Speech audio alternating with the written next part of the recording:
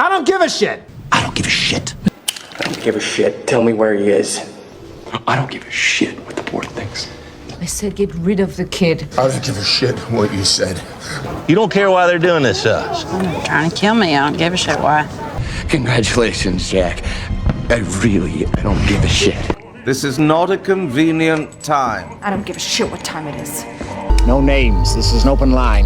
I don't give a shit, Eric Quaylen. I don't give a shit what his name is. I don't like him. Forgive me, Father, for I don't give a shit. I don't like your tone, and I don't like your references. And I don't give a shit. I don't give a shit about the publicity. This is a life statement for me.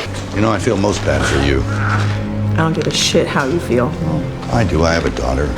These are our terms, and I don't give a shit if you hate these rules. You do not leave my sight ever. I don't give a shit about them. I don't trust them. Sorry for everything that happened. Now you know me, man. I don't give a shit. I don't give a shit about sleeping, Leah. Want love or death?